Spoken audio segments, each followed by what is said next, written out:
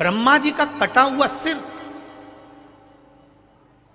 जिसको भगवान शंकर ने बड़ का पेड़ बना दिया था, बट वृक्ष बना दिया था, वो कटा हुआ सिर का थोड़ा सा भाग कपाल शिव जी के हाथ में आकर चिपक गया।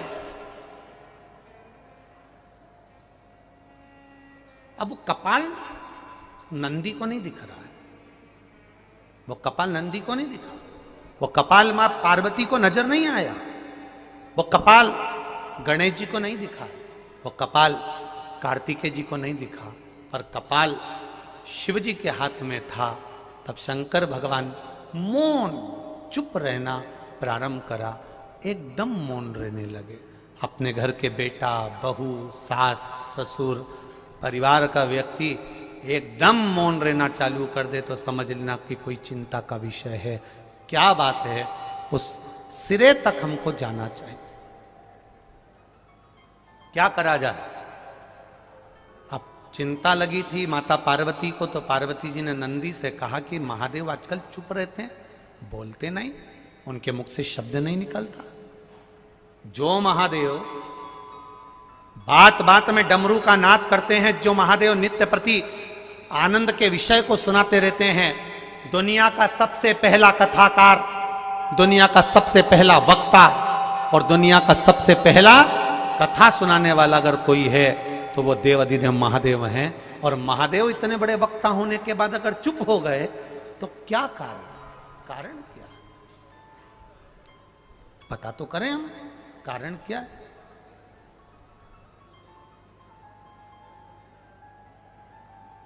जिसके दरवाजे से कोई खाली नहीं गया, आज वो चुप होकर बैठा है तो जरूर कोई बात हो। कारण क्या है? पता करा जाए जरा। करा पता? नंदी ने पता कर लिया और नंदी ने पता कर कर माता पार्वती जी से कह दिया कि शिव जी को ब्रह्मा जी का जो सिर कटा था उसका जो कपाल है वो शंकर भगवान के हाथ पर चिपका हुआ है, पर वो नजर नहीं आता, वो दिखता नहीं है।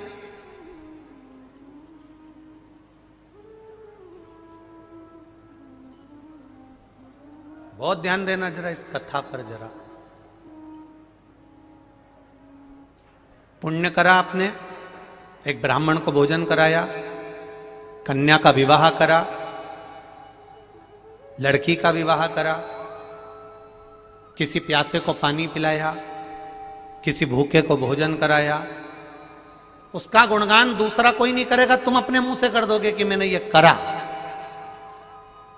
पर कभी तुमने विचार करा कि दिन भर में तुमने कितनों को बेवकूफ बनाया, कितना झूठ बोला, कितना कपट करा, कितनी बेईमानी करी, कितना प्रपंच करा, कितना छल करा, कितना अपशब्द कहा, कितनी गाली दी, कभी उसको आपने बताया किसी को? नहीं।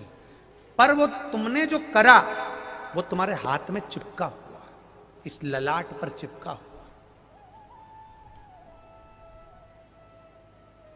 शिव जी के हाथ में वो कपाल चिपका हुआ है।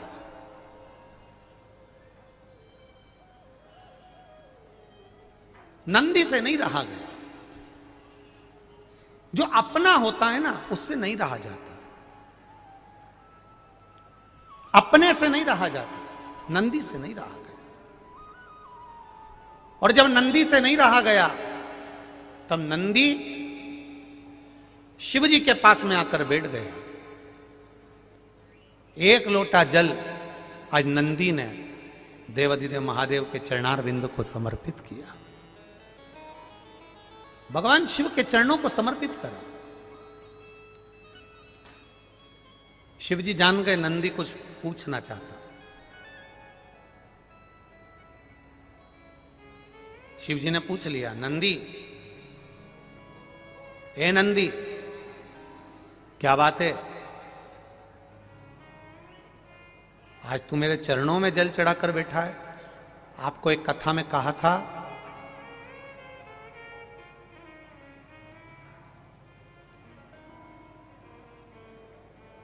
कभी ये शिवलिंग है, ये गोल जलाधारी है, ये सामने चरण है, करें दर्शन सबने। ये दो सामने जो चरण हैं, इसके बीच में सुख सुंदरी है। कभी कभी विशेष कोई अवसर आए, सोमवार की अष्टमी पड़ जाए या कोई विशेष प्रदोष का दिन पड़ जाए और आपको लग रहा हो कि मेरा महादेव को मैं जल चढ़ाते चढ़ाते इतना समय हो गया, मेरा महादेव नहीं सुन रहा, तब कभी कभी ऐसा मन में आए कि क्यों नहीं सुन रहा, तब लोटा भरकर जब जल लेकर जाओ, गणेश जी को चढ़ाया, अशोक सुंदरी को चढ़ाया, षडानंद कार्तिकेय को चढ़ाया, माँ जगतजननी जगदम्बा माँ पार्वती को चढ़ाया, वही जल ले जाकर बेलपत्री के वृक्ष पर चढ़ाया। शिव जी को अर्पण नहीं कर पाए। और सरल भाषा में समझ लो इसको, किसी किसी माता को आपने देखा होगा, किसी किसी व्यक्ति को आपने देखा होगा कि वो शिव मंदिर में जाता है, शिव जी को भले जल नहीं चढ़ाता है, पर शंकर भगवान के मंदिर में जाकर इतनी सफाई कर देता है, जहां शंकर भगवान का कहीं बेलपत्र वगैरह पड़ा हुआ है उसको उठाएगा, बीनेगा, फिर यहाँ से धोएगा, श्रृंगार करेगा, यहाँ से साफ करेगा, साफ करके जो पानी जा रहा है वहाँ साफ करेगा, साफ करके एकदम क्लीन करके फिर शंकर भगवान को पोंछ कर स्नान कराकर जल चढ़ाकर फिर उनका श्रृंगार करता रहता है। कभी कभी आपके साथ में भी ऐसा हुआ होगा, आपने भी करा होगा, ऐसा नहीं कि नहीं करा। कभी कभी सब दूर सफाई के बाद शिवलिंग की सफाई करना भूल गया या शंकर जी के शिवलिंग पर जल चढ़ाना भूल गया, जल चढ़ाकर आ गया। अब आ तो गया, पर चिंता देवादिदेव महादेव को लग गई। मेरा था, भक्त था, उपास करता था, शिवरात्रि का व्रत करता था, पशुपति व्रत करता था, सोमवार सावन के करता था, 16 सोमवार करता था, पर आज इसको ना जाने क्या हो गया कि ये मेरे ऊपर जल ना चढ़ाकर सब दूर जल चढ़ाकर चले गया। देवादिदेव माता पार्वती जी से कह देते हैं, सुन पार्वती, अगर कोई भूलवश भी मुझ पर जल चढ़ाना भूल जाए और तेरे हस्त कमल पर जल चढ़ा कर जाए, तो पार्वती जितना फल मैं प्रदान करूं उससे दुगना फल तुझे प्रदान करना है। यह शिव कह रहा है। और इसका प्रमाण कहां पर मिलता है? इसका प्रमाण मिलता है महाभारत में, इसका प्रमाण मिलता है श्रीमद् भागवत कथा में। भीम, दुर्योधन और जरासंध तीनों ने तप करा, तीनों बैठे हैं अलग अलग शंकर भगवान का भजन करने के लिए, और तीनों शिव जी का भजन कर रहे हैं, तीनों शंकर भगवान का गुणगान कर रहे हैं, तीनों शिव जी का तप कर रहे हैं। और तप करते करते करते करते करते करते भीम को लग गई भूख, चले गया भोजन करने। जैसे ही भोजन करने गया तो कुछ खाने का तो मिला नहीं, केले के पेड़ पे से केला लिया या छील छील के खाकर फेंक दिया, बैठ गया। इतने में देवादिदेव महादेव प्रकट हो गए, और महादेव प्रकट होकर तुरंत मेरे शंकर भगवान ने प्रसन्न होकर प्रकट होकर दुर्योधन और जरासंध को देखा और दोनों से पूछा, तुम्हें क्या चाहिए मांगो। दुर्योधन और जरासंध ने कहा, हमको 100 हाथियों का बल दे दो। शंकर भगवान ने कहा, 100 हाथियों का बल? तथास्तु। शंकर भगवान ने तथास्तु तो कह दिया। भीम बैठकर केला खा रहे थे और जरासंध और दुर्योधन जाते जाते हंस दिए। बताओ, इस खबड्डे को देखो, हप्सी को देखो, खाने के चक्कर में इसको आशीर्वाद नहीं मिला और हमको 100 हाथियों का बल मिल गया। किसी पर मत हंसना। दुर्योधन और जरासंध भीम पर हंसे थे, और दुर्योधन और जरासंध भीम पर हंस दिए। भीम का मुंह उतर गया, चेहरा उतर गया, केला छोड़ा, भीम तप करने चले गया। तप करने गया तो भीम जान गया कि मैं अब तप करूंगा तो महादेव का नहीं करूंगा, पार्वती जी का करूंगा। अभी आपको कथा में कहा था कि केवल जलाधारी भी अगर आप स्पर्श कर कर बेलपत्री आदि जो निर्माल्य पड़ा हुआ है उसको उठाकर, बहुत बड़ा दोष है एक, शायद आपने भी जिंदगी में कभी करा होगा, अब कर दिया हो, अब मत करना। कौन सा दोष? जैसे ये शिवलिंग, ये जलाधारी, ये मट्टी का दिया जलता हुआ लोग भगवान को दिखा के, जो ये जलाधारी होती है ना, इसकी जो किनोर होती है ना, कई लोग उस दिए को इस किनोर पे रख देते हैं। कई लोग नारियल को, श्रीफल को इस हस्त कमल पे जहां शिवलिंग रखा हुआ है यहां रख देते हैं। ये दोष है, ये शिव महापुराण का दोष है। शिव पुराण कहती है अगर पशुपति व्रत कर रहे हो, आप कोई व्रत कर रहे हो, कोई कामना कर रहे हो, तुम्हारे पास में अगर श्रीफल, पशुपति व्रत करने के बाद 5वें दिन भी अगर तुम श्रीफल चढ़ा रहे हो, तो वो श्रीफल ये जलाधारी पर नहीं रखना है। उस श्रीफल को भेंट के साथ में शंकर भगवान की जलाधारी शिवलिंग इसके ठीक सामने नीचे जमीन पर रखना है।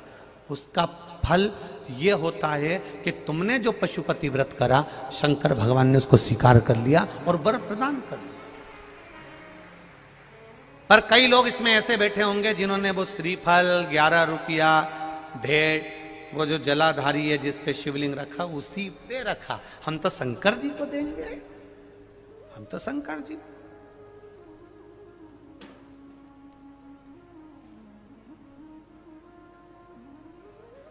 कई लोगों की आदत रहती है, नहीं मैं तो कथा आगे बैठ के ही सुनूंगी, चाहे कुछ भी हो जाए। अब वो भले झगड़े लड़े पर बैठना आगे। अब ईमानदारी से बताओ, कथा तो कथा है, पूरी रोड पे लोग हैं, पूरे पंडाल में, पूरे गांव में लोग हैं। ये कथा की आवाज जहां तक तुम्हारे कानों में जा रही होगी, कथा और गंगा ये दो ऐसी हैं कि मरते समय तुम गंगा के घाट नहीं जाते हो। हमारे यहां शास्त्र कहता है कि मरने वाले व्यक्ति के मुख में गंगा का जल दिया जाता है। उसी तरह महादेव की कथा तुम कहीं पर भी बैठकर श्रवण कर लो, फल उतना ही मिलेगा जितना पंडाल में बैठकर मिलेगा, उतना ही प्राप्त हो।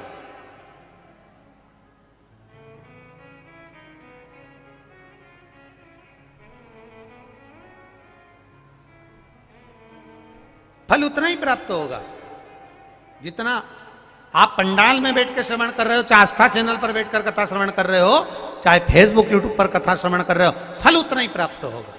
बस निवेदन केवल इतना है कि 3 घंटा जब कथा को श्रवण करो, तो जैसे पंडाल में बैठकर मौन रहकर, चुप रहकर, आसन लगाकर, एक जगह बैठकर आनंद के साथ, ना खाना ना पीना, बस आनंद के साथ शिव महापुराण की कथा सुनते हो, ऐसे घर पर टकटकी लगाकर आस्था चैनल के सामने भी 1 बजे से 4 बजे तक मुझे महादेव को प्राप्त करना है, बस उसकी कथा श्रवण करना है, वो दिल लगाकर।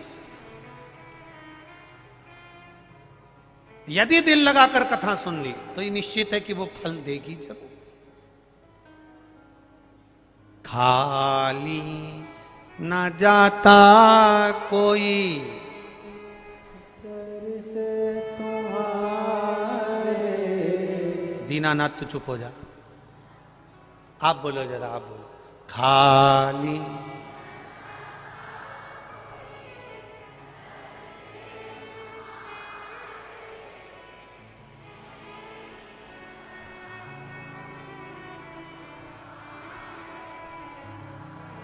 कितने जोरदार वक्ता हो गए तुम सब, एक एक लाइन याद है, फिर से बोलो। खाली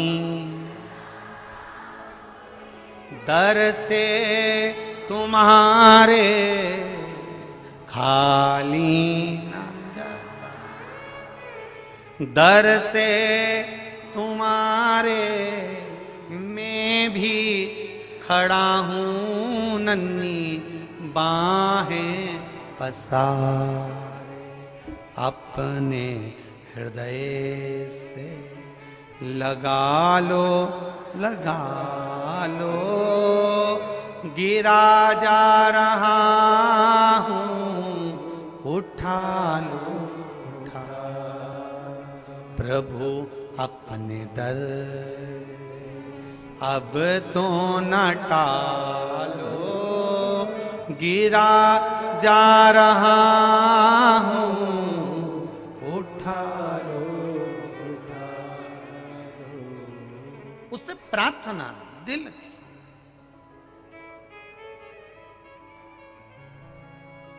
उससे प्रार्थना करें। और यही भाव व्यक्त होना चाहिए।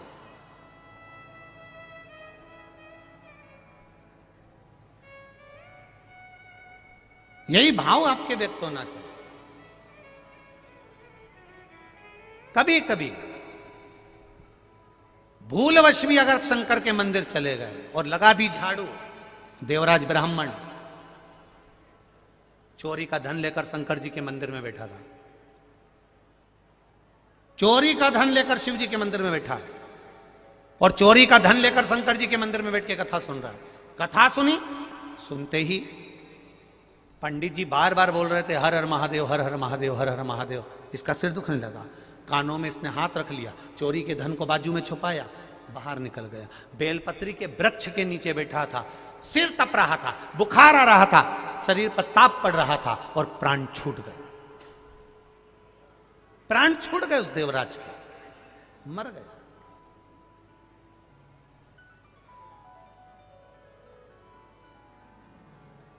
और जब देवराज ब्राह्मण के प्राण छूटे, लेने के लिए देव अधिदेव महादेव उसको आए, महादेव लेने आए तो इसको चिंता लगी, ये तो कभी हो ही नहीं सकता कि मेरे को महादेव लेने आ जाए। क्यों?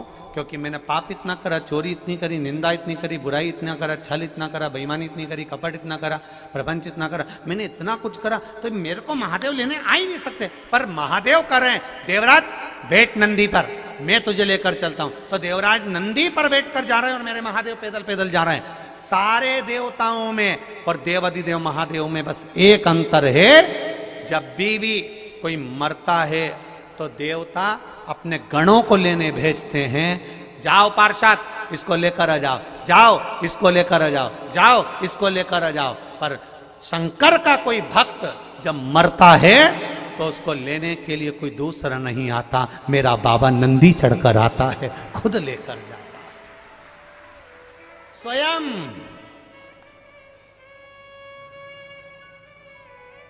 शिव का भक्त मरता है, शंकर का जब भक्त मरता है, नीचे लोग भले रोते हों पर ऊपर 33 कोटि देवी देवता नगाड़े बजाते हैं कि शंकर का भक्त आ रहा है, जिसका दूसरी बार जन्म नहीं होगा, जिसका दूसरी बार जन्म नहीं होगा। आप लोगों को शायद मालूम होगा, काशी में एक घर ऐसा बना हुआ है जिस घर में लोग मरने के लिए जाते हैं। पढ़ा है कभी कि नहीं पढ़ा? किस किस ने पढ़ा, जरा हाथ उठाओ। पढ़ा है ना आप लोगों ने? काशी में एक घर ऐसा बना हुआ है जहां पर एक कमरा किराए का मिलता है, वहां रहो, अंतिम अवस्था में भजन करो, कीर्तन करो। 2 महीना या 1.5 महीना ऐसा कुछ उसका क्रम रहता है। उतने महीने में तुम मर गए तो ठीक, नहीं तो वो आपको अपने घर वापिस भेज देते। जो मर गया, क्यों मरने के लिए लोग जाते हैं? क्योंकि शंकर का जब भक्त मरता है, शिव का उपासक मरता है, शंकर का गुणगान करने वाला मरता है, शिव के धाम में जब किसी के प्राण छूटते हैं तो संसार के लोग भले रोते हों पर देवता पुष्पों की वर्षा करते हैं, नगाड़े बजाते हैं, दुमदुबिया बजाते हैं कि शिव का भक्त आया है, इसका दूसरी बार जन्म नहीं होगा। अब ये चला, अब गया ये, अब इसका दूसरा जन्म नहीं। मरना तो सबको है, चाहे सियोर वाला महाराज होए, चाहे दुनिया का कोई महाराज हो, चाहे बादाम खाओ चाहे रोटी खाओ, जाओगे तो सरी। चाहे कितने भी वीआईपी बन जाओ, चाहे कितने भी वीवीआईपी बन जाओ, चाहे जो बन जाओ, जाओगे तो सरी। चाहे कितना भी डेंटिंग कर लो, चाहे धागे से, कितना ही सज लो, जाओगे, जाएगा। जाना तो निश्चित है, निश्चित। और महाराज सज धज के जिस दिन मौत की सहजादी आएगी, न सोना काम आएगा न चांदी आएगी। मट्टी का तू सोने जैसा मान है तेरे। अरे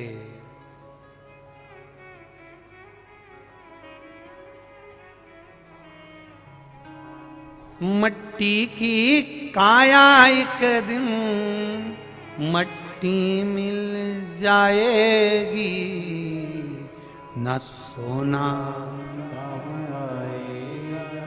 न चांदी।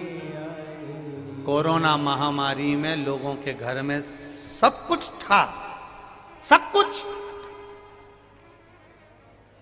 बोलो रे ईमानदारी से जितने बैठे हो, काम आया? बैंक में पड़ा था पर बैंक ही नहीं खुली थी।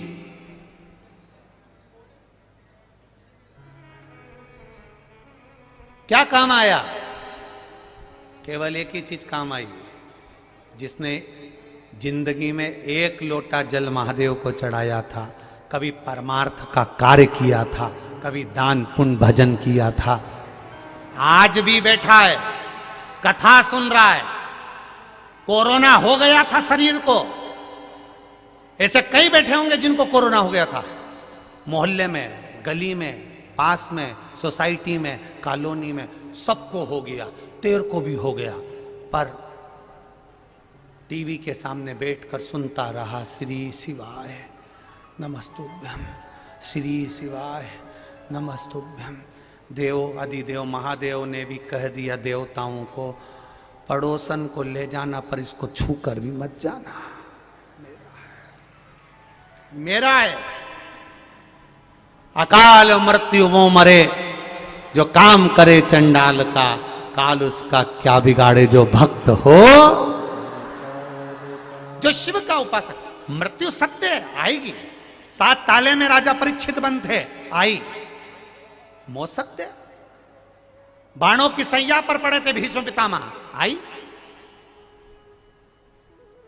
मृत्यु सत्य।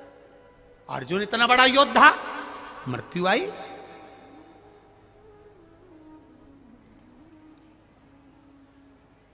कितने सारे टीवी के हीरो हैं, मरते नहीं हैं। अरे बोलो तो जम के, मरते ना। क्या क्या बताते हैं, देखो इनका इतना बड़ा बंगला है, इतनी बड़ा ये है, इतना ये है, इतना ये है, इतना ये है। और फिर जब चले गए तो वो बंगला, वो गाड़ी, 25 लाख की गाड़ी, और बाद में किसी काम नहीं आई। केवल वो 25 रुपए का लोटा काम आया, जिसमें भरा कर हरिद्वार ले गए थे। कुछ काम नहीं आया। करो भजन कीर्तन स्मरण, आए हो इस सिद्धपुर धरा पर, सीहोर की पावन धरा पर, अगर पहुंचे हो, कंकर शंकर की धरा पर पहुंचे हो, मां सीवन के तट पर पहुंचे हो, इस पावन धरा पर पहुंचे हो, कुबेरेश्वर धाम पर पहुंचे हो, जितना बन सके आप दान करो मत करो, पुण्य करो मत करो, पर इतना जरूर करो, अपने द्वारा किसी को कष्ट ना हो, उसका सहायता करते चलो, परमार्थ करते चलो। करो भजन, करो भजन।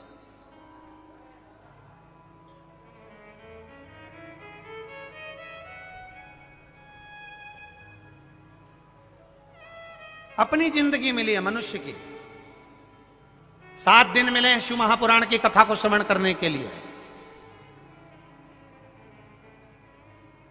रुद्राक्ष अपनी जगह पर है, व्यवस्था हो जाएगी सही, दे देंगे, मना नहीं। नहीं हुई सोचेंगे, पर वो मिले ना मिले उससे पहले तुम्हारा स्मरण होना चाहिए कि मैं कंकर शंकर की धरा पर आई हूं। एक कंकर भी मेरी जिंदगी बना सकता है और आनंद दे सकता है। वो सामर्थ्यता मेरे महादेव में है, वो सामर्थ्यता मेरे महादेव में है। इस भूमि पर पहले भी कथा में कहा, कई लोगों ने कहा महाराज गुरुजी वृंदावन में बहुत सारे संत रहते हैं, सबने अपना अपना भवन बनाया, मंदिर बनाया, आप भी वहां बनाओ। कोई कहता उज्जैन में बनाओ, वहां सब शंकर के भगत आते हैं। कोई कहता काशी बनाओ, वहां सब शंकर के भगत आते हैं। कोई कहता वहां बनाओ, वहां शंकर जी के भगत आते हैं। वहां नर्मदा के घाट पर बनाओ, वहां लोग आते हैं। नर्मदा परिक्रमा में बनाओ, वहां लोग आते हैं। वहां बनाओ, पर बनाने वाले हम नहीं, बैठने वाला महादेव, बनाने वाला महादेव। जिस भूमि पर तुम खड़े हो, इस भूमि पर खड़े होकर सर्च मारना गूगल पे, यहां से उज्जैन की दूरी अगर 50 है तो 51 मिलेगी। काशी की दूरी अगर 150 है तो 151 मिलेगी। ओमकारेश्वर की दूरी 80 है तो 81 मिलेगी। एक पॉइंट यहां पर खड़े होकर अगर 12 ज्योतिर्लिंग का लगाओगे तो एक बढ़कर ही मिलेगा। ऐसा एक बढ़ाने वाला मेरा देवाधिदेव महादेव है। पूरे कुबेरेश्वर धाम में बैठकर कहीं से भी सर्च लगा लेना, सोमनाथ, मल्लिकार्जुन, भीमा शंकर, केदारनाथ, महाकाल, जिस 12 ज्योतिर्लिंग को आप डालोगे यहां से दूरी में कुछ बढ़कर मिलेगा। एकदम शून्य लगा हुआ नहीं मिलेगा कि 150, 180, 140, 130, 110 ये नहीं मिल सकता। शून्य नहीं मिलेगा, बढ़कर मिलेगा, क्योंकि ये महादेव की धरा है, यहां बढ़कर ही मिलता है, कम नहीं मिलता है।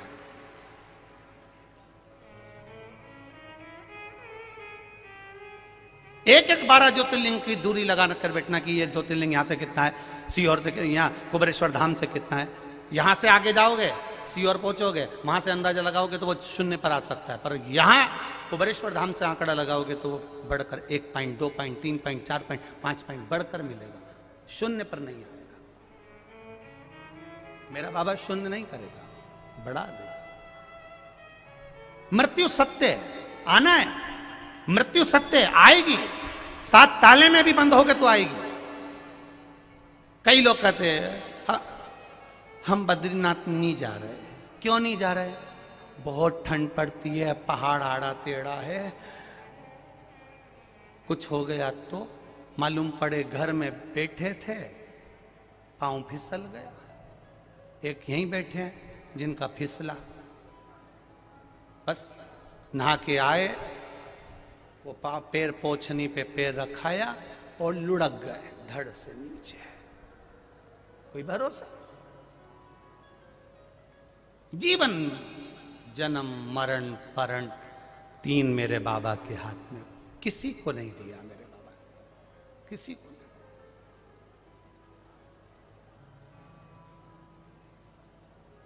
महाराज शिव कथा कह रही है, शिव महापुराण की कथा कह रही है, ये भक्ति की अविरलता है आपकी।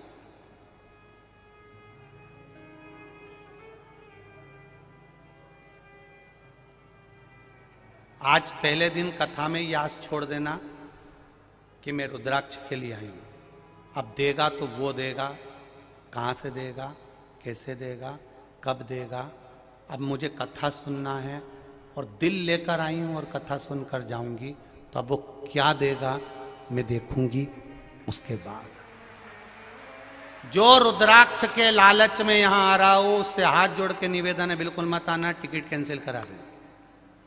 अब बाबा के लालच में आना कि वो क्या देता है, अब मुझे ये देखना है, अब मुझे वो क्या देगा, जो आए वो अपनी देगा। जो रुद्राक्ष के लालच में आ रहा हो बिल्कुल मत आओ, वो टिकट कैंसिल करा लो। अब कथा के लालच में आना कि मुझे मेरे बाबा के दरबार में, मुझे कुबेरेश्वर धाम पर बैठकर 7 दिन मुझे रस मेरे बाबा की कंकर शंकर की धरा पर वहीं पर रहकर बाबा की भक्ति कर कर, 1 दिन की मिले, आधे घंटे की मिले, 15 मिनट की मिले, 20 मिनट की मिले, 20 मिनट की,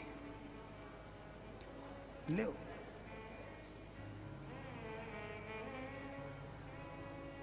कहेंगे लोग बहुत भीड़ है, सीहोर वाले तो विचार भी कर रहे थे कि हम तो कथा में जाएंगे, तो पहले ही सोच के बैठ गए बहुत भीड़ है, कैसे जाए।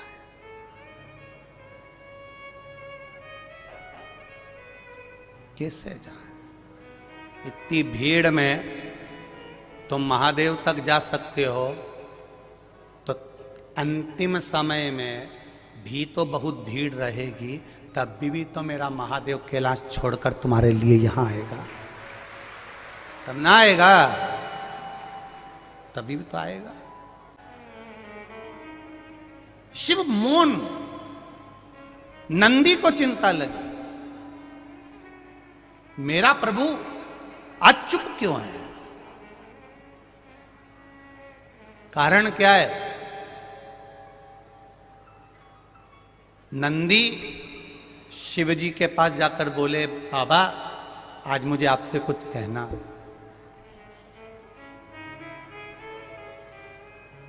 आज नंदी शंकर जी से करें मुझे कुछ कहना। कभी कभी तुम भी भगवान के मंदिर में जाकर कह दिया करो, कभी कभी दिल से भगवान शंकर से जाकर कह दिया करो, कभी भाव से भगवान शिव से प्रार्थना कर लिया करो।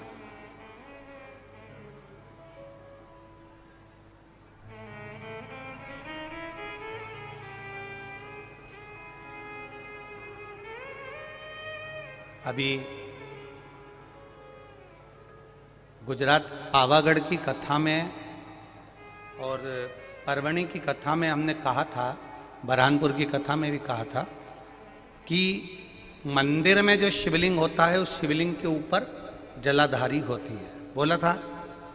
पर घर के अंदर जो शिवलिंग होता है उसमें जलाधारी की जरूरत नहीं पड़ती। तो किसी ने प्रश्न किया, गुरुजी ये बताओ कि मंदिर में जलाधारी लग जाती है शंकर जी के ऊपर, फिर घर के अंदर जलाधारी क्यों नहीं महत्व रखती?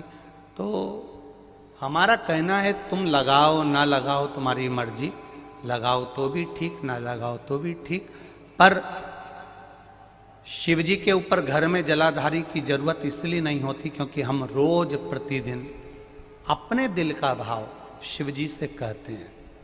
मंदिर में जो शिवलिंग होता है वो स्थायी होता है, घर में जो शिवलिंग होता है वो चलित होता है। उठाया, थाली में रखा, निला दिया, वापिस रख दिया। मंदिर में जलाधारी का होना जरूरी है और तुम्हारे घर में चलित शिवलिंग है, नर्मदेश्वर है, पारत का शिवलिंग है, स्फाटिक का शिवलिंग है, मार्बल का शिवलिंग है, पीतल का है, कोई तांबे का है, किसी के यहाँ जो शिवलिंग हो, छोटा सा बड़ा सा जैसा भी हो, उसमें जलाधारी की जरूरत नहीं पड़ती है। एक पत्र और आया है, बड़ा सुंदर है, आपको और हमको समझने का है। देखो वो है इसी से जुड़ा हुआ।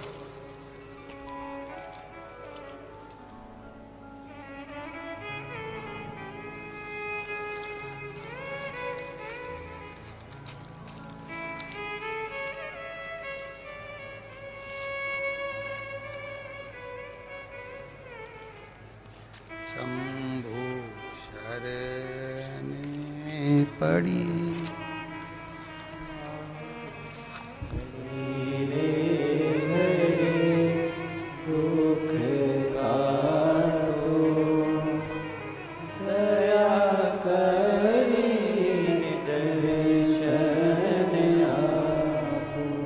मैं आशीष साहू बेमेतरा छत्तीसगढ़ से हूं। कहीं बैठे हो आशीष जी? बहुत बहुत धन्यवाद, आपने बहुत अच्छा प्रश्न किया है, उसके लिए देवाधिदेव महादेव की करुणा आप पर बनी रहे। हमारे घर के मंदिर में ये वाला शिवलिंग है जिसका फोटो उन्होंने लगाया है, आप आस्था चैनल पर देख सकते हैं या एलईडी पर देख सकते हैं।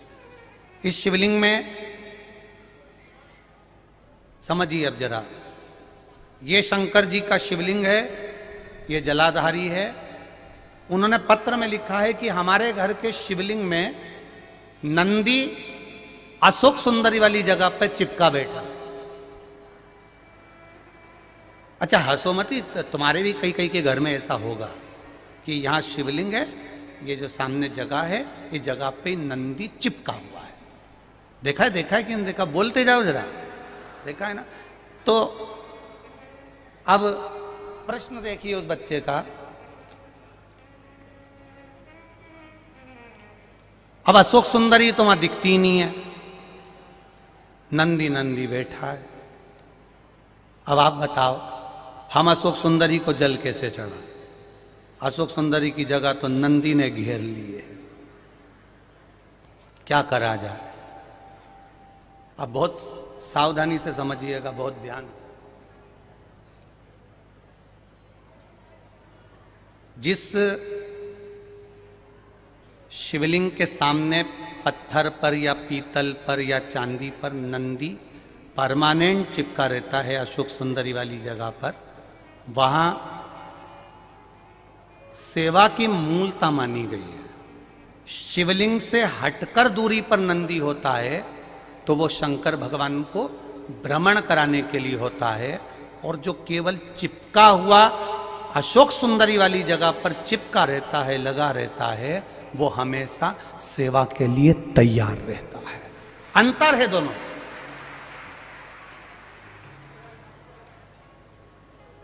दोनों में अंतर है, जरा समझिएगा इस चीज को। एक ड्राइवर वो होता है जिसको फोन लगाया जाता, कहां है, क्यों, क्या काम है, सीओर जाना है। और एक ड्राइवर वो होता है गाड़ी में बैठा मिलेगा, उसको मालूम है फोन लगाने की जरूरत नहीं है, जाऊंगा, गाड़ी खड़ी मिलेगी और बैठ के और निकल जाऊंगा। मंदिर में जो शिवलिंग है वो दूर है, और जो चिपका हुआ सुख सुंदरी वाली जगह पर जो शिवलिंग है वो स्थान पर सेवा के लिए तत्पर खड़ा हुआ मेरा नंदी और शिवलिंग है, तत्पर खड़ा है, तत्पर।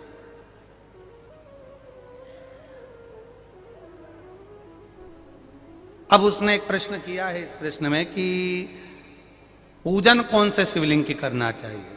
तो बेटा साहू आशीष छत्तीसगढ़िया सबले बढ़िया, तो आशीष साहू ध्यान रखें, शिव महापुराण विद्धेश्वर संहिता कहती है एक छोटा सा छोटा कंकर भी है और वो जलाधारी पर नहीं भी रखा है और उसको तुमने शिव मान लिया है तो वो शिव ही रहेगा, ये निश्चित है।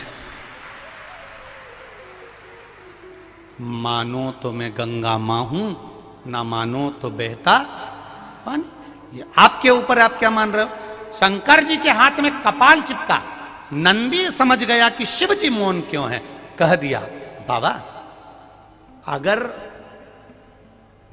किसी जीव का शरीर एक बार गोदावरी के घाट पर पहुंच जाता है और गोदावरी का मात्र जल का छींटा उस शरीर पर पड़ जाता है तो कपाल किसी का भी हो या कितनी भी ब्रह्महत्या लगी हो वो ब्रह्महत्या से छूट जाता है।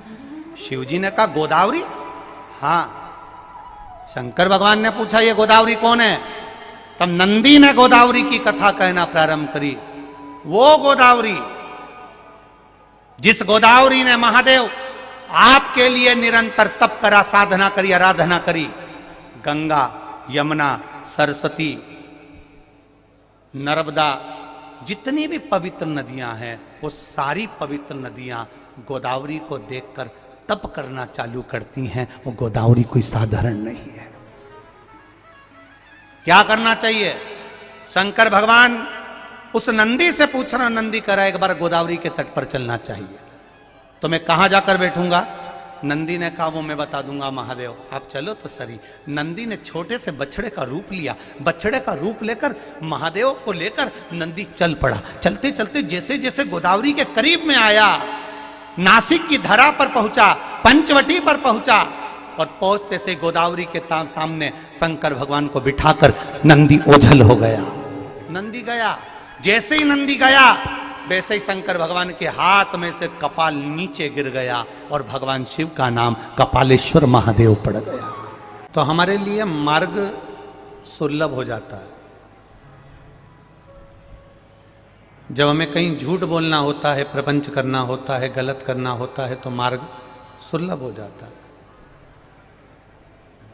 पर शिव महापुराण की कथा कहती है, जब हम सतमार्ग की ओर बढ़ते हैं, अच्छा करने की ओर बढ़ते हैं, भगवत स्मरण की ओर बढ़ते हैं, भगवत भजन की ओर बढ़ते हैं, तब कहीं ना कहीं किसी न किसी रूप में हमें कुछ ना कुछ भगवान की भक्ति की ओर बढ़ने में उलझन आती ही है।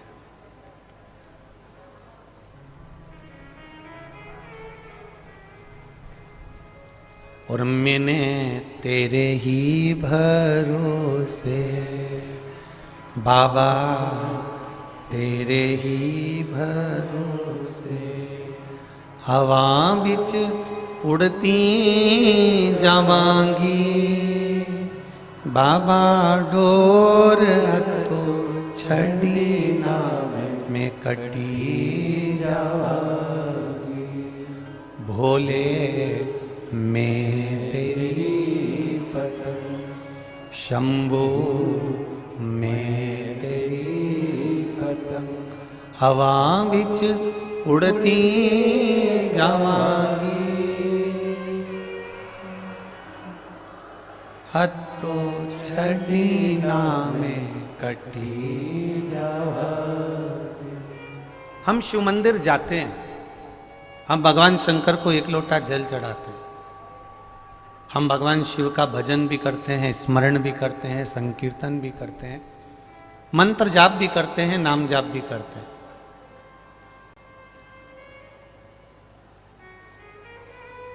पर शिव महापुराण की कथा एक बड़ी सुंदर बात कहती है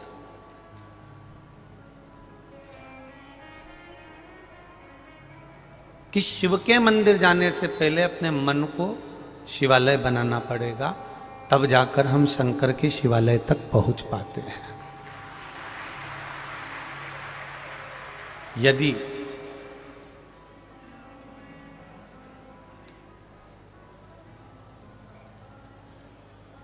ये मन ही मंदिर नहीं बन पाया, ये मन ही शिवालय नहीं बन पाया, तो निश्चित है हम शंकर के द्वारे तक नहीं जा सकते, हम शिव की चौखट तक नहीं पहुंच सकते।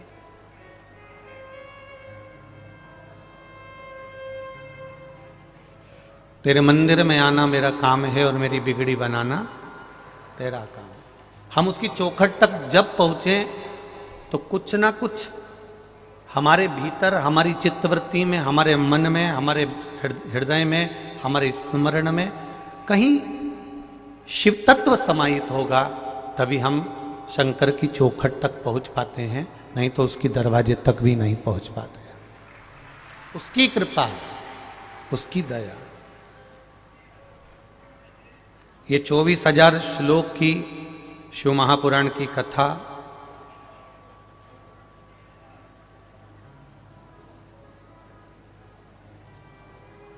जिसका एक शब्द भी हमारी जिंदगी में अगर उतर जाए तो हम हमारे जीवन को सार्थक बना सकते हैं।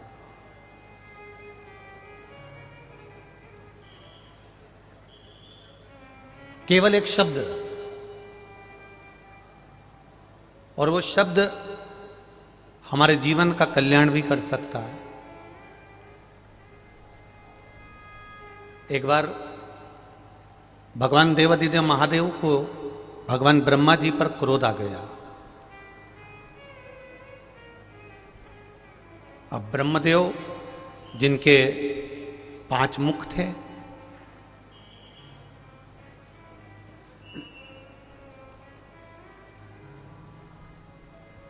और ज्ञाताओं में ज्ञाता, विद्वानों में विद्वान ब्रह्मदेव के 5 मुख,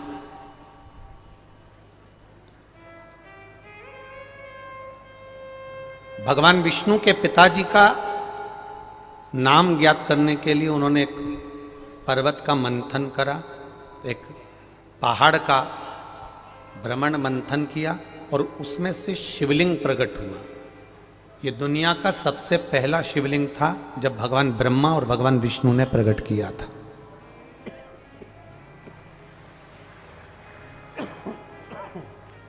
सबसे पहला शिवलिंग।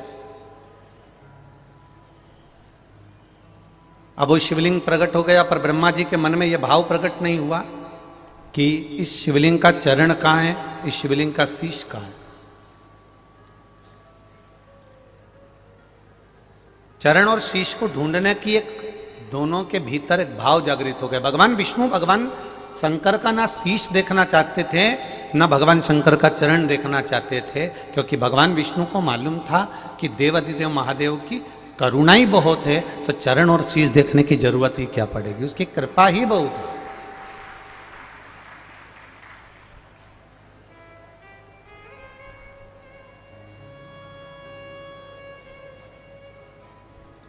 पर ब्रह्मा जी के मन में विश्वास जागृत नहीं हुआ, और ब्रह्मा जी ने विचार कर लिया कि मुझे कुछ भी करके, ब्रह्मा जी ने विचार करा कि भगवान शंकर का शीश कहाँ है, चरण कहाँ है, जरा मैं पता तो करूं। और ब्रह्मदेव के मन में यह भाव जागृत हुआ, और ब्रह्मा जी ने भगवान विष्णु से कहा कि मैं भगवान का शीश देखने जाऊं कि चरण देखने जाऊं, आप जो कहेंगे मैं स्वीकार कर लूंगा।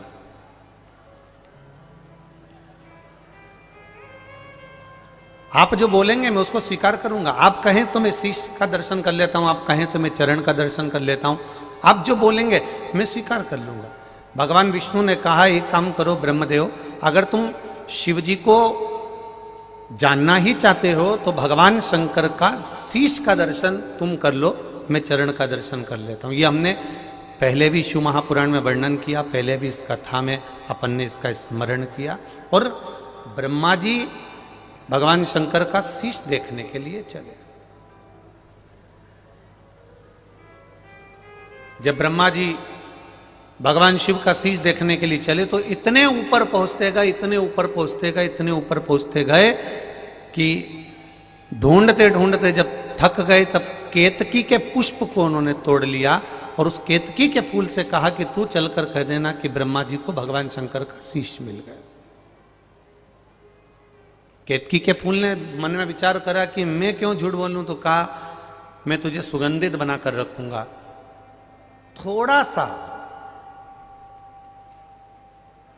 एक चुटकी मात्र का भी जब भीतर लोभ उत्पन्न होता है तब जीव नष्ट हो जाता है। और वो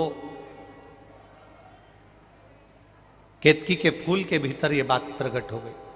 अब केतकी के फूल ने कहा कि मेरी बात को अगर भगवान विष्णु ने नहीं माना तो जवाब कौन देगा। तो कहा, एक गौ माता को रोका, गाय को लेकर चले गए कि गौ माता तो भगवान विष्णु के सामने चलकर कह देना कि भगवान ब्रह्मा जी को भगवान शंकर का शीश मिल गया। तो गाय कहती है मैं क्यों झूठ बोलूं, मेरे झूठ बोलने का लाभ क्या होगा, फायदा क्या होगा। तो कहा, घर में सबसे पहली रोटी जो बनेगी वो गाय मैं तुझको दूंगा। ब्रह्मा जी ने ये लेखनी में लिख दिया कि घर की सबसे पहली रोटी गौ माता को दी जाएगी, और गौ माता ने उस एक रोटी के लिए झूठ बोलने की हां भर ली।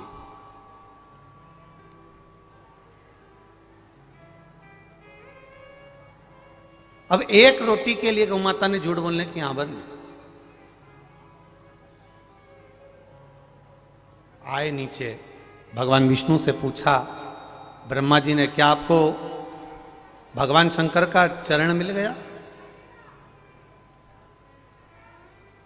क्या आपको चरण प्राप्त हुआ भगवान शंकर का। भगवान विष्णु ने एक शब्द में कह दिया कि मुझे चरण नहीं मिला। भगवान शिव प्रसन्न हो गए, और प्रसन्न होकर भगवान ब्रह्मा जी के सामने भगवान विष्णु से कह दिया, नारायण मैं आपको आशीर्वाद वर के रूप में प्रदान करता हूं कि तुमने सत्य बोला, इसलिए आज से तुम्हारा नाम सत्य नारायण के रूप में पूजा जाएगा। आप सत्य नारायण के रूप में पूजे जाओ।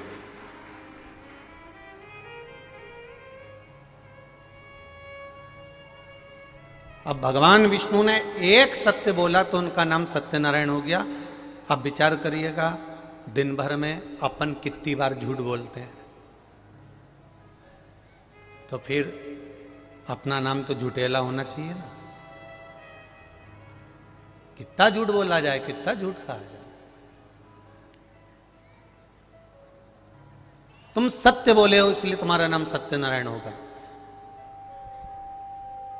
अब ब्रह्मा जी से भगवान विष्णु ने पूछा, तुम्हें क्या भगवान देवादिदेव महादेव का शीश मिल गया। अब जरा विचार करिए, हमारे संत, हमारे साधु, हमारे महात्मा, जोगी, सन्यासी, तपस्वी, साधक, उपासक एक बात हमेशा कहते हुआ है कि हरि अनंत और हरि की कथा अनंत है। भगवान की कथाएं भी बहुत सारी हैं, भगवान का भजन भी बहुत सारा है, भगवान का स्मरण भी बहुत सारा है, और भगवान की लीला भी बहुत सारी है, और भगवान भी बहुत सारे।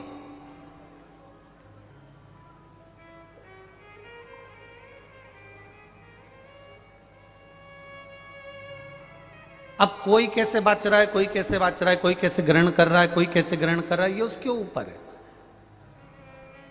किसी की मर्जी पड़ती है तो आधा लीटर दूध को गर्म करके उकाल कर शक्कर डालकर पी लेता है, कोई होता है तो फीका पी लेता है, कोई होता है तो उसमें केसर डाल के पी लेता है, कोई होता है तो उसकी कॉफ़ी बनाकर पी जाता है, कोई होता है तो उसकी चाय बनाकर पी जाता है, कोई होता है तो उसका दही बनाकर खा लेता है, कोई होता है तो उसकी छाछ बनाकर खा लेता है, कोई है तो उसका मक्खन बनाकर खा लेगा, और कोई है तो उसका घी बनाकर खा लेगा। ये उसके ऊपर है कि वो दूध को कैसे ग्रहण कर रहा है। उसी तरह भगवान शिव का अपार ग्रंथ है। ऐसी कोई शास्त्र, ऐसी कोई पुराण, ऐसा कोई वेद, ऐसा कोई छंद, ऐसा कोई शास्त्र हमारे सनातन धर्म में नहीं है जिसमें देव अधिदेव महादेव का वर्णन नहीं हो। सब में शिव समाये हैं, प्रत्येक में।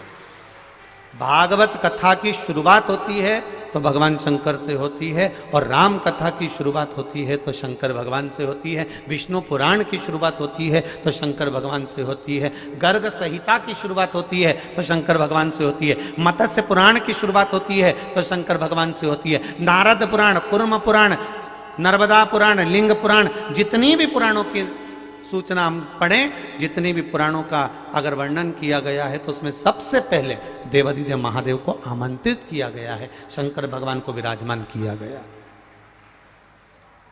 और हम क्या करते हैं,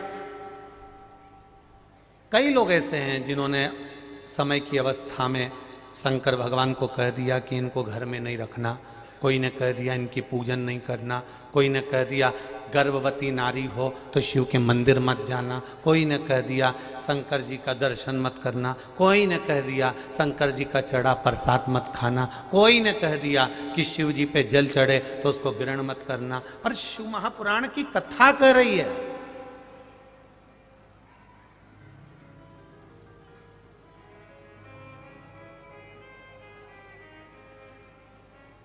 शिव महापुराण की कथा कह रही है कि दुनिया के सारे तीर्थ नहीं जा सकते, पृथ्वी की सारी नदियों में स्नान नहीं कर सकते, पवित्र नदियों में आप स्नान नहीं कर सकते, या किसी भी तीर्थ में जाकर एक रात्रि भी विश्राम नहीं कर सकते, या हमने जिंदगी में कोई दान करा ना करा, कोई पुण्य करा ना करा, कोई सत्कर्म करा ना करा, कोई शास्त्र पढ़ा ना पढ़ा, कोई शास्त्र सुना ना सुना, उसके बाद भी शिव महापुराण की कथा कहती है कि एक दिन में अगर मात्र एक बार भी आप शंकर के शिवालय में प्रवेश कर गए या मंदिर में प्रवेश कर गए तो सारे तीर्थ, सारी नदियां, सारे सरोवर, सारी बावड़ी, सारे तालाब, सारे कुंड के स्नान का पुण्य, दान का पुण्य प्राप्त हो जाता है, केवल शिव तत्व को प्राप्त कर लेने का।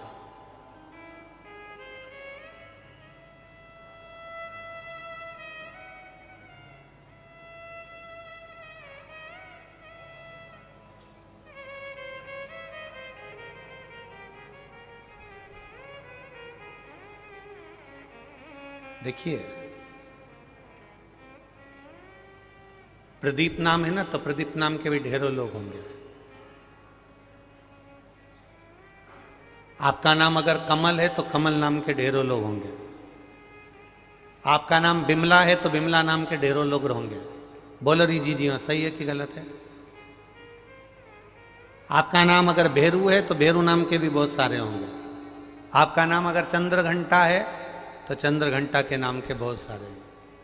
बोलो री जी हाँ, सही है कि गलत है? और जी जाउन भी बोल दो, सही है। एक नाम के ढेर नाम पड़े,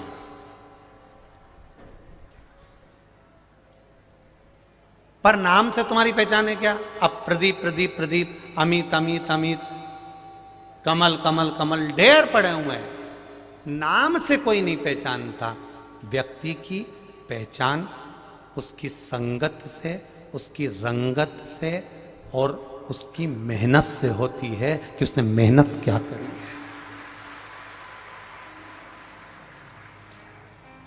व्यक्ति की पहचान उसके नाम से नहीं होगी।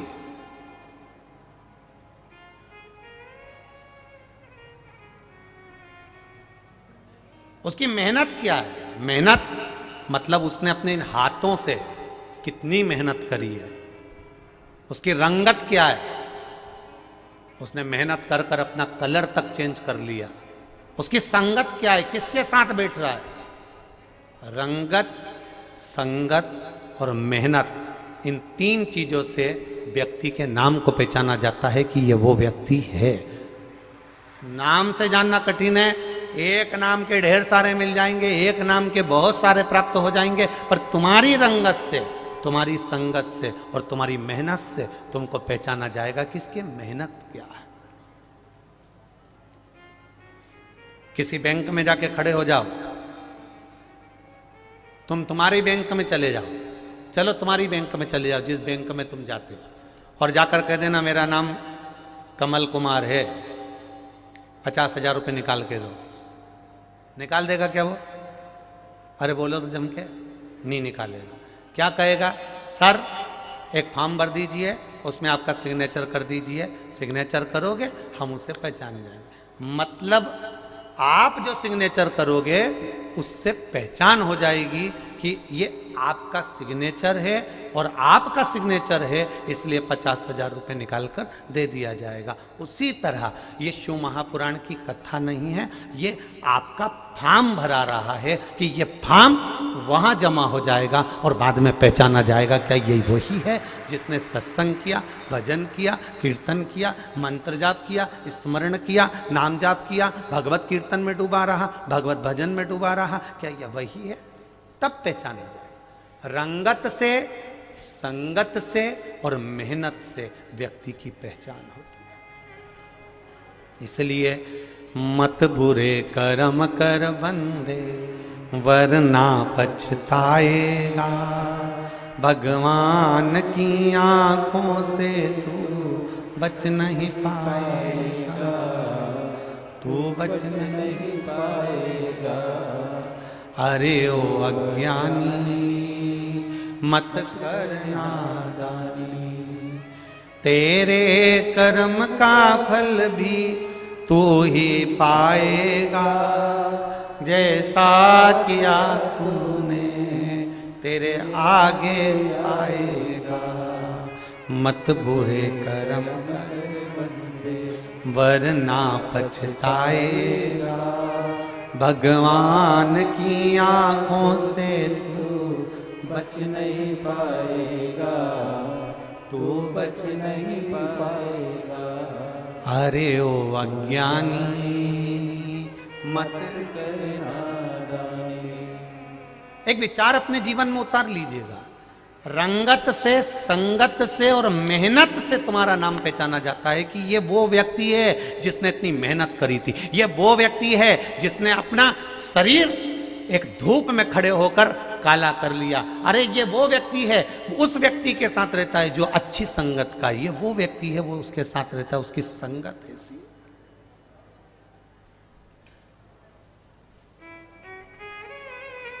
आज कोई कह रहा था गुरुजी इतनी भीड़, इतनी भीड़, इतनी भीड़, इतनी भीड़ कि चारों तरफ इस पूरे कुबेरेश्वर धाम के आसपास में चारों तरफ गांव-गांव में जन समुदाय है। इसका कोई इलाज है कि थोड़ा सा ये अभी बरानपुर कथा हुई, उसके पहले परवणी हुई, फिर मालेगांव हुई, फिर गुजरात में बड़ौदा में हुई, फिर ऐसा ही पावागढ़ में हुई, तो इसमें थोड़ी जनता कम हो जाए, इसका कोई इलाज है? हमने कहा जिसको प्रेत भूत चिपक जाए उसका तो इलाज है, पर जिसका दिल महादेव से चिपक जाए उसका कोई इलाज नहीं।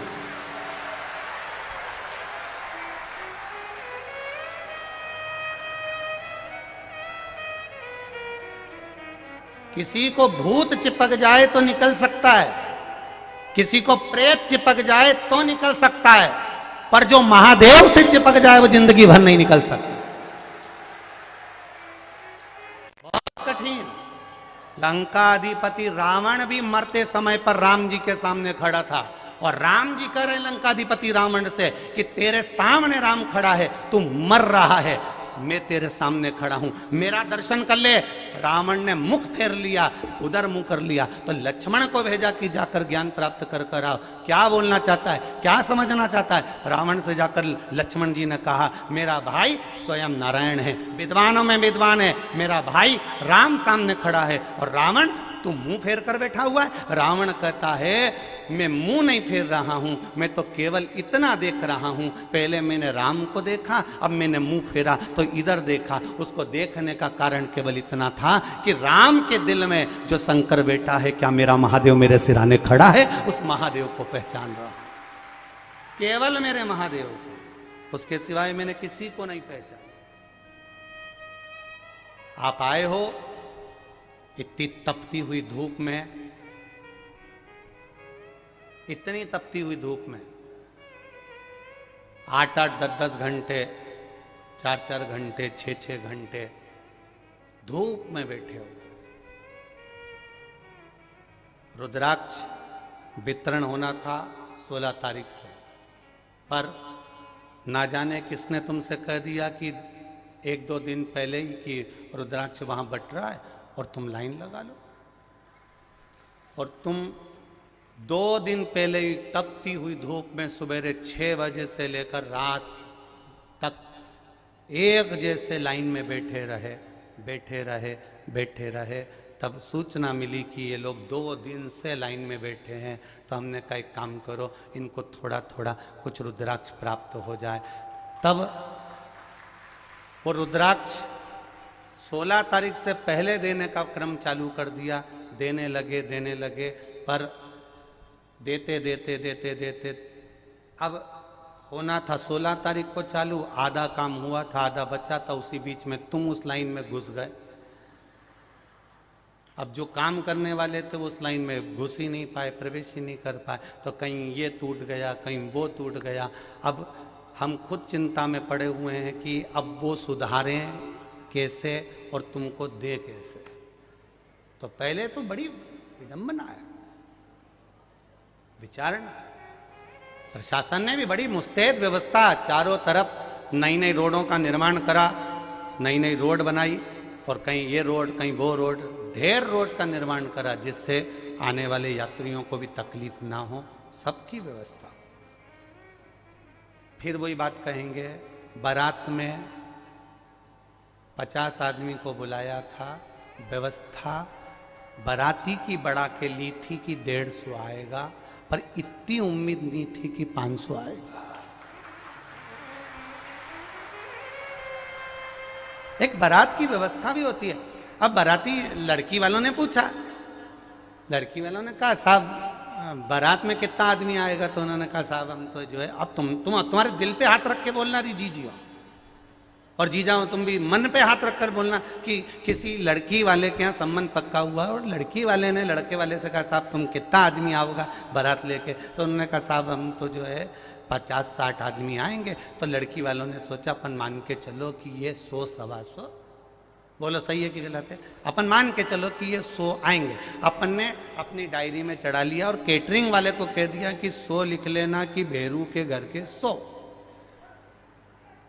अब इनको क्या मालूम था कि ये भेरू के घर के थे, परंतु भेरू के पड़ोसी भी आ गए।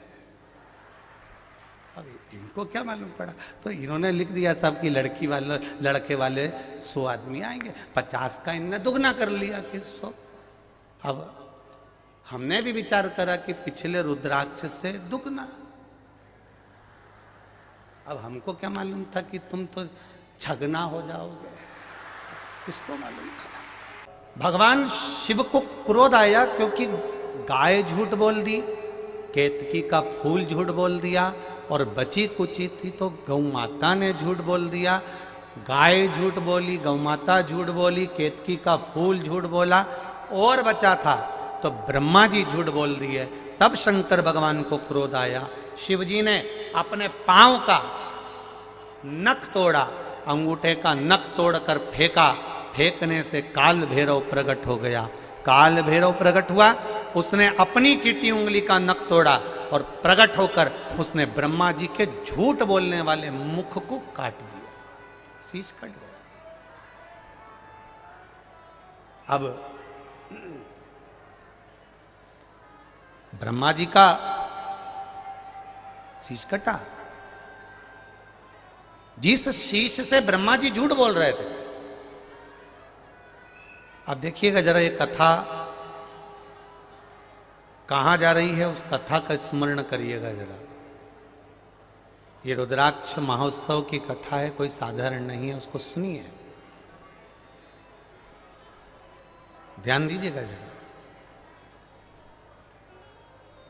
गौ माता को श्राप दिया, केतकी के फूल को श्राप दिया और बचा था तो ब्रह्मा जी का सिर कट गया।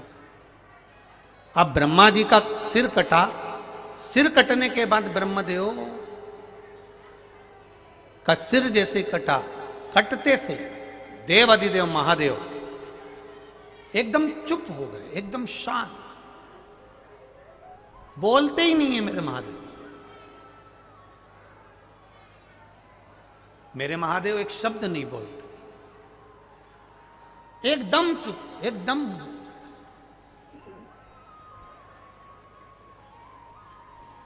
जब मेरे महादेव मौन हो गए तब भगवान शंकर के गण नंदी जी को यह बात अच्छी नहीं लगी। और होना भी यही चाहिए, आपके जीवन में भी यह बात जरूर आना चाहिए कि घर में माता पिता, घर का व्यक्ति, घर का बुजुर्ग, घर का कोई बड़ा, घर में रहने वाला व्यक्ति, जब एकदम बोलने वाला व्यक्ति, सब कुछ राजी राजी काम करने वाला व्यक्ति अरे एक बार चुप हो जाए, मौन हो जाए, तो समझना कि बात कोई छोटी मोटी नहीं है, बात जरूर बड़ी है। इसलिए बोलने वाला एकदम चुप होकर बैठ गया। कारण क्या है, उसको पहचानो, समझो।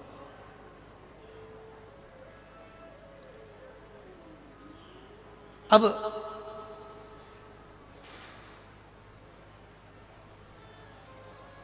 जैसे ही भोलेनाथ जी चुप हो गए, 33 कोटि देवी देवताओं में, माताओं इसमें स्मरण करिएगा जरा, और मेरे भाई जितने बैठे हैं वो भी स्मरण करें।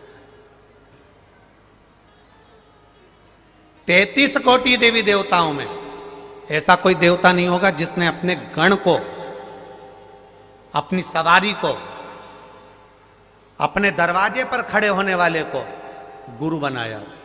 केवल एक देव अधिदेव महादेव थे जिन्होंने नंदी को भी गुरु बना लिया था जब ज्ञान प्राप्त करना था, नंदीश्वर।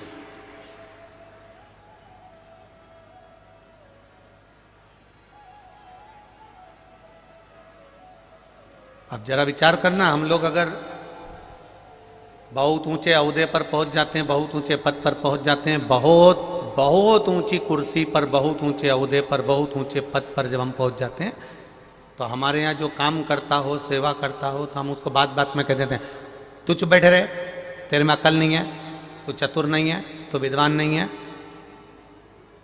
तो मुझे समझाने चला, चुप बैठ।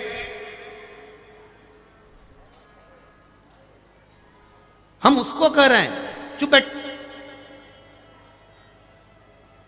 तुझ में अकल नहीं है, तुझ में ज्ञान नहीं है, तू समझदार नहीं है। अब भाई मेरे महादेव से सीखिए, कैलाश पर रहते हैं, सारे देवता 33 कोटि देवताओं को केवल देवता कहते हैं, केवल देव कहते हैं। उन 33 कोटि देवी देवताओं का भी कोई गढ़ अधिपति बनकर बैठा है तो वो देवों का देव महादेव बनकर बैठा है। उसके बाद भी मेरे महादेव के जीवन में कभी अभिमत्ता, कभी अहंकार, कभी अहम मेरे महादेव के पास नहीं आया। महादेव हमेशा चित्त वृत्ति में आनंदता लेकर नंदी को भी अपना गुरु बना लेते हैं। जब नंदी से ज्ञान प्राप्त होता है उसको भी गुरु बनाते हैं।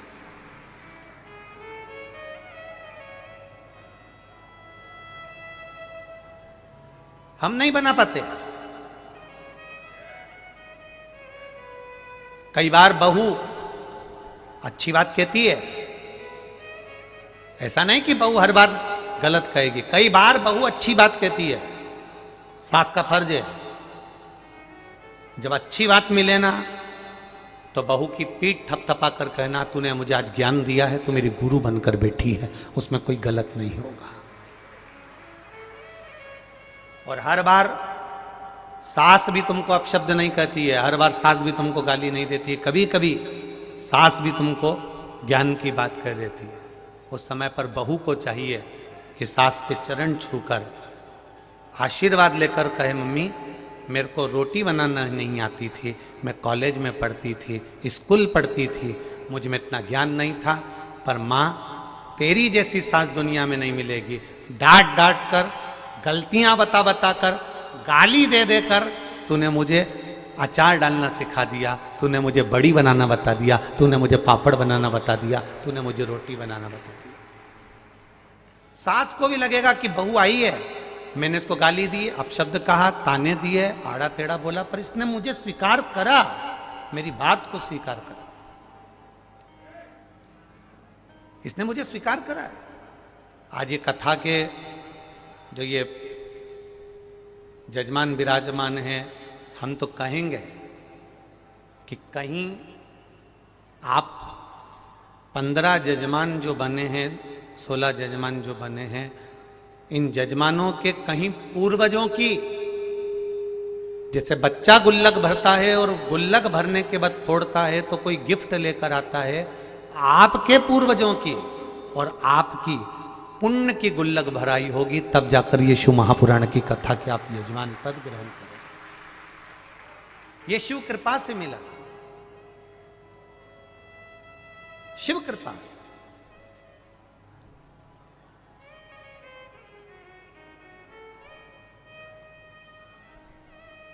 महाराज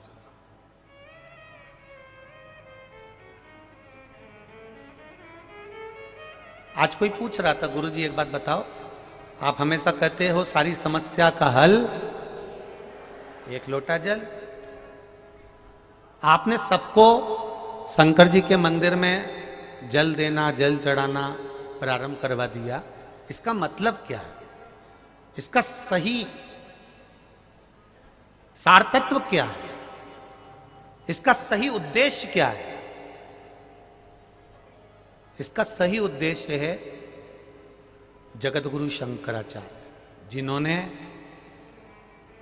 एक बार भिक्षा मांगते मांगते जगत गुरु शंकराचार्य जी अपने शिष्यों के साथ एक दरवाजे पर पहुंच गए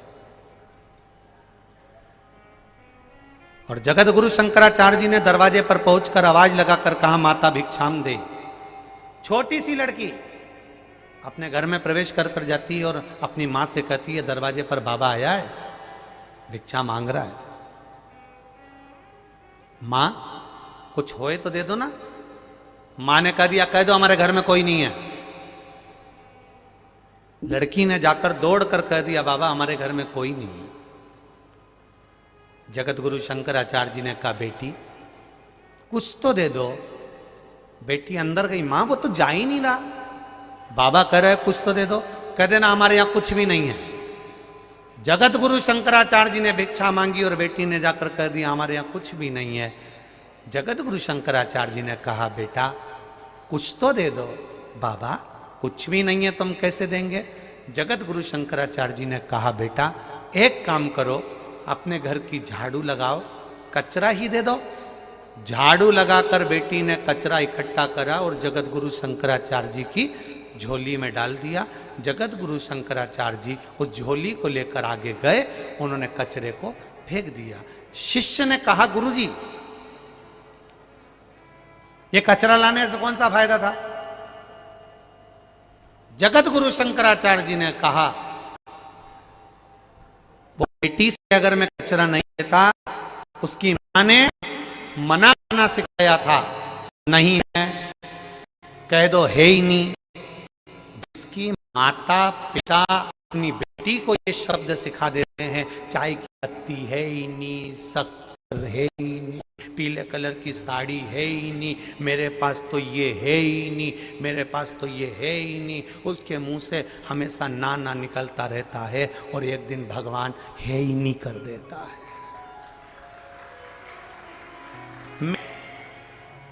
जगत गुरु शंकराचार्य जी कह रहे हैं, मैंने उस बेटी से भिक्षा में कचरा मांगा। कचरा मांगने का उद्देश्य केवल इतना था कि उस बेटी की आदत हो जाए देने की। अगर इसने आदत देने की डाल ली तो पक्का है ये देना सीख गई तो परमात्मा भी देना प्रारंभ कर देता है, वो देने में पीछे नहीं हटता। जगत गुरु शंकराचार्य जी का वो शब्द हमारे जीवन में हमने उतारा। आपने भी अगर एक लोटा जल मेरे महादेव को देना सीख लिया तो मेरे महादेव ने भी तुम्हें कुछ ना कुछ देना सीख लिया, कमी नहीं रखता। एक पत्र आया, देखिए,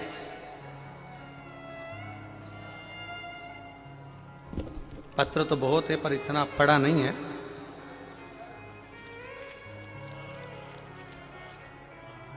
शंभु शरणे पड़ी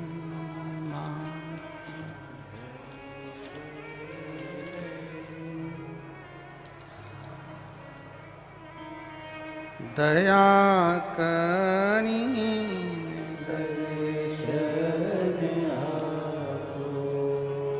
पत्र देखिए।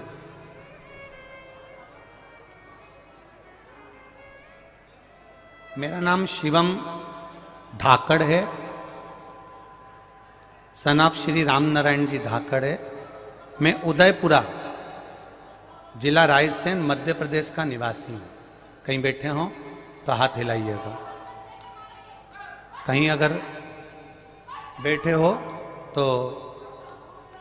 यहाँ पर मेरा नाम शिवम धाकड़ है, सन ऑफ श्री राम नारायण जी धाकड़ है। मैं उदयपुरा जिला रायसेन मध्य प्रदेश का निवासी हूँ। गुरुदेव, मैं एक स्टूडेंट हूँ। मैंने कई बार सरकारी भर्ती की परीक्षा दी थी, परंतु कई बार कहीं आधा या एक नंबर से प्रतीक्षा सूची में रह जाता था। मैंने अंतिम परीक्षा मध्य प्रदेश शिक्षक भर्ती की दी थी, जिसमें मैंने परीक्षा तो दे दी पर मुझे लग रहा था कि उत्तीर्ण नहीं हो पाऊंगा। गुरुदेव, बहुत परीक्षा देने के बाद भी जब मैं आखिरी में थक गया, तब आखिरी में मैंने ये विचार करा कि अब ये परीक्षा में उत्तीर्ण नहीं होऊंगा।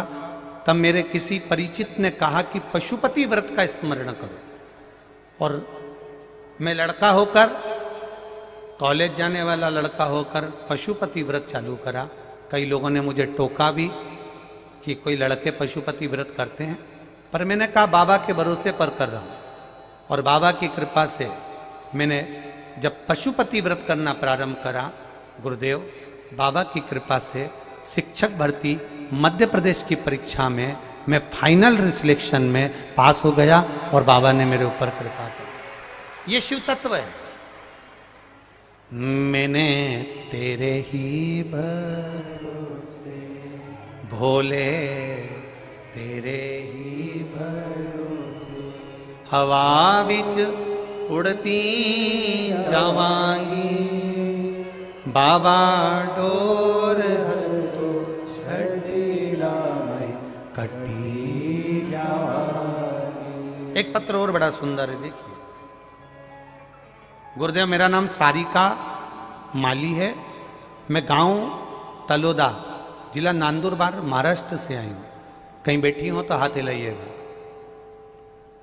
कहीं अगर बैठी हो तो हाथ हिलाइएगा। मैं सारिका माली हूँ, गांव तालोदा, जिला नंदुरबार, महाराष्ट्र से हूँ। गुरुदेव, मेरा भाई पिछले 24 साल से एक सरकारी दफ्तर में साफ सफाई का काम बिना पगार के करता था। वहाँ के ऑफिसर उसे हमेशा यह कहते थे कि तेरा पगार हम करवा देंगे, परंतु उसका 24 साल से कोई पगार नहीं मिला था। फिर टीवी के माध्यम से शिव महापुराण की कथा सुनी। एक दिन कथा में पशुपति व्रत के बारे में आपने सुनाया। जैसे ही उस व्रत के बारे में आपने बताया, मैंने अपने भैया को बताया, उसने व्रत करा। पहला ही सोमवार था और बाबा की कृपा से उसी ऑफिस में उसकी सरकारी नौकरी लग गई और 24 साल का उसका वेतन भी उसको दिया गया। ये शिव तत्व, ये शंकर। शंभु शरण मांगू दुख काटो, दया करी न दर्शन आपो। इसको शिव तत्व कहते हैं। दिल से कथा सुनने आए हो और दिल से बाबा की कथा में पहुंचे हो तो दिल से सुनो। आग लगे बस्ती में, जम के बोलो जरा, अपन रहो क्या कि उसको रोइए सोइए। मरोगे तब परिवार वालों को तुम्हारी टेंशन नहीं होगी। तुम्हारे तन पर जो घड़ी, कुंडल, चेन, तगड़ी, लौंग में हीरा, सबको वो टेंशन बनी रहेगी। एक दूसरे को कोनी मार कर कहेंगे शमशान में कौन निकालेगा, यही निकाल लो। कौन निकालेगा शमशान में, यही निकाल। किसी को चिंता नहीं है तुम्हारी। गए सो गए।